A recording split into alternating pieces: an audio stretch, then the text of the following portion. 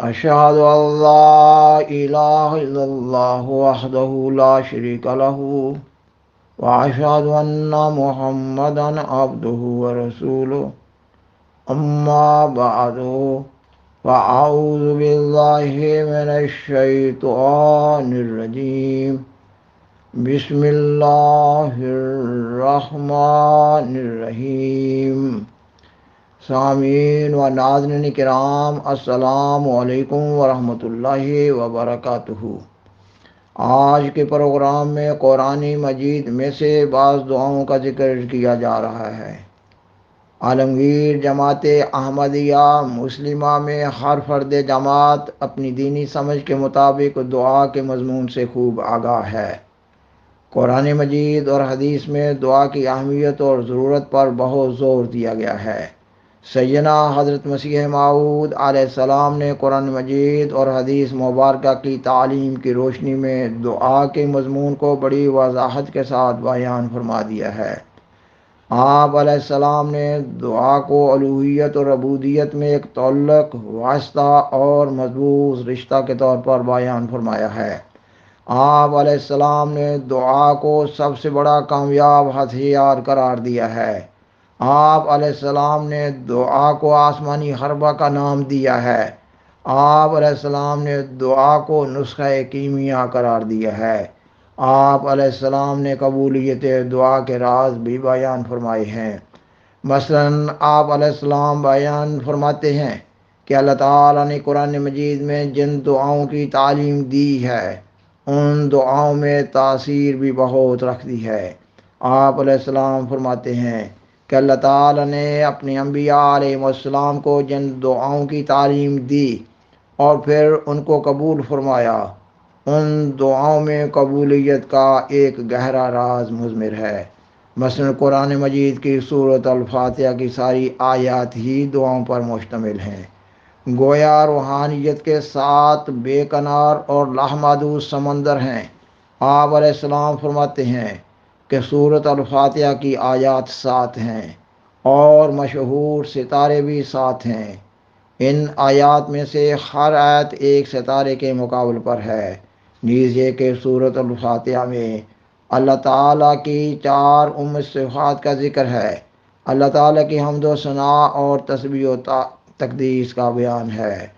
سورۃ الفاتحہ تمام دعاؤں کی سرتاج دعا ہے۔ سورۃ الفاتحہ انسان کی تمام دینی اور دنیاوی ترقیات کے حصول کے لیے ایک مکمل دعا ہے۔ اخبار الحکم 20 فروری 1898 میں ہے کہ آپ علیہ السلام فرماتے ہیں، نماز میں سورۃ الفاتحہ کی دعا کا تکرار نہایت مؤثر چیز ہے۔ کیسی بے ذوقی و بے مزگی ہو، اس عمل کو برابر جاری رکھنا چاہیے، یعنی کبھی تکرار آیت ایاک نعبد و ایاک نستعین کا اور کبھی تکرار آیت اہدنا الصراط المستقیم کا، اور سجدہ میں یا حیو یا قیوم برحمتک استغیث۔ اور اخبار الحکم 24 جون 1903 میں ہے کہ آپ علیہ السلام فرماتے ہیں، ان دونوں آیتوں کا تکرار انشاءاللہ القدیر تنویر قلب و تزکیہ نفس کا موجب ہوگا۔ سامعین و ناظرین کرام، اسلام میں سورۃ الفاتحہ کے بعد درود شریف کو ایک بہت بڑی دعا قرار دیا گیا ہے۔ اللہ تعالیٰ نے قرآن مجید کی سورۃ الاحزاب کی آیت 57 میں درود شریف پڑھنے کی تعلیم دی ہے، اور سیدنا حضرت محمد رسول اللہ خاتم الانبیاء صلی اللہ علیہ وسلم نے اپنی امت کو خود بڑے اہتمام کے ساتھ درود شریف کی تعلیم دی ہے۔ یہ ایک بہت بابرکت دعا ہے۔ آپ صلی اللہ علیہ وسلم نے درود شریف کو نمازوں میں پڑھنا ضروری قرار دیا ہے۔ اس طرح ہر نمازی بڑے آسانی کے ساتھ ہر روز درود شریف پڑھنے کی توفیق پاتا رہتا ہے۔ بعض احادیث مبارکہ سے یہ معلوم ہوتا ہے کہ بعض صحابہ رضی اللہ تعالیٰ عنہم نے آپ صلی اللہ علیہ وسلم سے سوال کیا کہ روزانہ کتنی تعداد میں درود شریف پڑھا جائے۔ آپ صلی اللہ علیہ وسلم نے جواب دیا کہ جتنا بھی ممکن ہو زیادہ سے زیادہ درود شریف پڑھا جائے۔ اللہ تعالیٰ عالم الغیب ہے، اللہ تعالیٰ اپنے بندوں کی ضروریات سے خوب آگاہ ہے۔ درود شریف کی برکت سے اللہ تعالیٰ بندہ کی دعاؤں کو شرف قبولیت بخشتا ہے۔ آپ صلی اللہ علیہ وسلم فرماتے ہیں کہ قیامت کے دن وہ شخص میرے سب سے زیادہ قریب ہوگا جس نے زیادہ سے زیادہ درود شریف پڑھا ہوگا۔ سیدنا حضرت مسیح موعود علیہ السلام قرآن مجید کی صورت الاحزاب کی آیت 57 کے تحت براہین احمدیہ روحانی خزائن جلد اول صفحہ 265 پر لکھتے ہیں، خدا اور اس کے سارے فرشتے اس نبی کریم صلی اللہ علیہ وسلم پر درود بھیجتے ہیں۔ اے ایماندارو، تم بھی اس پر درود بھیجو اور نہایت اخلاص اور محبت سے سلام کرو۔ آپ علیہ السلام اپنی کتاب چشمہ معرفت روحانی خزائن جلد 23 صفحہ 302 پر بیان فرماتے ہیں، اب ہم نہ کال کے طور پر بلکہ حال کے طور پر اس بات کو خوب سمجھتے ہیں کہ مکالمہ الہیہ کیا چیز ہوتا ہے اور خدا کے نشان کس طرح ظاہر ہوتے ہیں اور کس طرح دعائیں قبول ہو جاتی ہیں، اور یہ سب کچھ ہم نے حضرت صلی اللہ علیہ وسلم کی پیروی سے پایا، اور جو کچھ قصوں کے طور پر غیر قومیں بیان کرتی ہیں وہ سب کچھ ہم نے دیکھ لیا۔ پس ہم نے ایک ایسے نبی کا دامن پکڑا ہے جو خدا نما ہے۔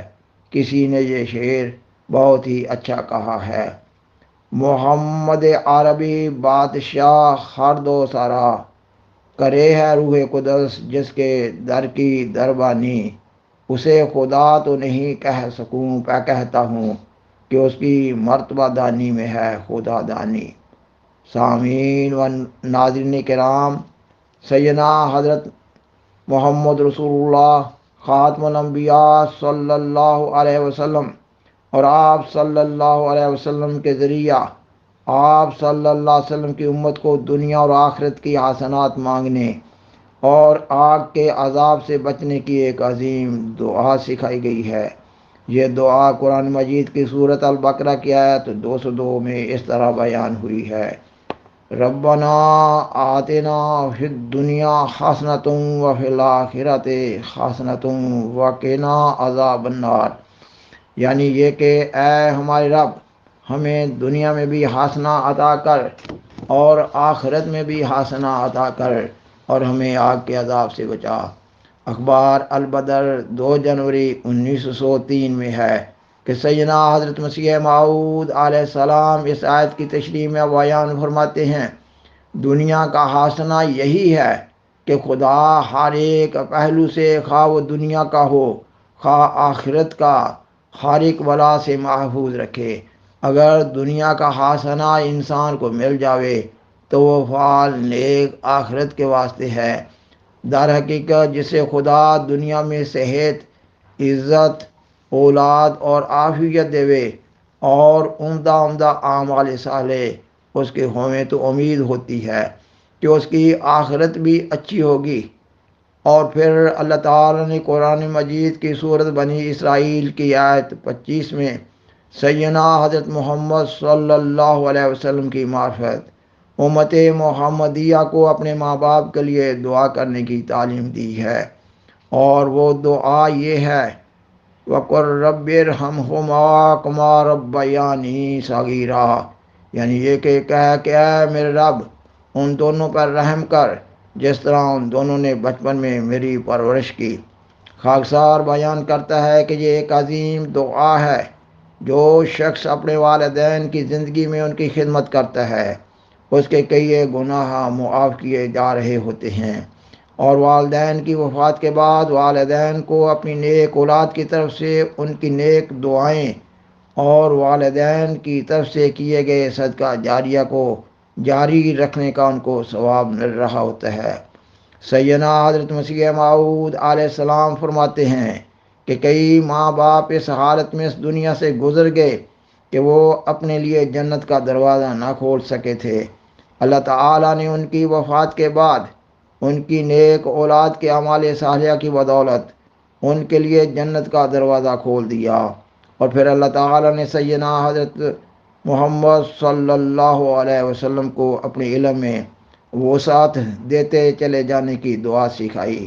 اللہ تعالیٰ قرآن مجید کی صورت طٰہٰ کی آیت 116 میں بیان فرماتا ہے، وَقُلْ رَبِّ زِدْنِی عِلْمًا، یہ کہ کہتا رہا کہ اے میرے رب میرے علم کو بڑھا۔ سیدنا حضرت خلیفۃ المسیح ثانی رضی اللہ تعالیٰ عنہ اس آیت کی تفسیر میں بیان فرماتے ہیں کہ دنیا میں عام طور پر یہ خیال کیا جاتا ہے کہ بچپن سیکھنے کا زمانہ ہوتا ہے، جوانی عمل کا زمانہ ہوتا ہے، اور بڑھاپا عقل کا زمانہ ہوتا ہے، لیکن قرآن کریم کی روح سے ایک حقیقی مومن ان ساری چیزوں کو اپنے اندر جمع کر لیتا ہے۔ اس کا بڑھاپا اسے قوت عمل اور علم کی تحصیل سے محروم نہیں کرتا، اس کی جوانی اس کی سوچ کو ناکارہ نہیں کر دیتی، بلکہ جس طرح بچپن میں جب وہ ذرا بھی بولنے کے قابل ہوتا ہے، ہر بات کو سن کر اس پر فوراً جرح شروع کر دیتا ہے اور پوچھتا ہے کہ فلاں بات کیوں ہے اور کس لیے ہے، اور اس میں علم سیکھنے کی خواہش انتہا درجہ کی موجود ہوتی ہے۔ اس طرح اس کا بڑھاپا بھی علوم سیکھنے میں لگا رہتا ہے، اور وہ کبھی بھی اپنے آپ کو علم کی تحصیل سے مستغنی نہیں سمجھتا۔ اس کی موٹی مثال ہمیں رسول کریم صلی اللہ علیہ وسلم کی مقدس ذات میں ملتی ہے۔ آپ صلی اللہ علیہ وسلم کو 55-56 سال کی عمر میں اللہ تعالیٰ الہام فرماتا ہے، وَقُلْ رَبِّ زِدْنِی عِلْمًا۔ پس ہر عمر میں علم سیکھنے کی تڑپ اپنے اندر پیدا کرنی چاہیے، اور ہمیشہ اللہ تعالیٰ سے یہ دعا کرتے رہنا چاہیے کہ الہی میرا علم بڑھا، کیونکہ جب تک انسانی قلب میں علوم حاصل کرنے کی ہر وقت پیاس نہ ہو، اس وقت تک وہ کبھی ترقی حاصل نہیں کر سکتا۔ سامعین و ناظرین کرام، اس پروگرام میں دعا کی اہمیت و ضرورت کے مضمون پر بطور نمونہ 5 دعاؤں کا ہی بالاختصار ذکر کیا جا سکا ہے۔ بالآخر درخواست ہے کہ برائے مہربانی اس پروگرام کو دوسروں سے شیئر کریں اور حضرائے کرم اس چینل کو سبسکرائب کریں۔ جزاکم اللہ تعالی احسن الجزا، وآخر دعوانا ان الحمدللہ رب العالمین، والسلام علیکم ورحمۃ اللہ وبرکاتہ۔ شکریہ۔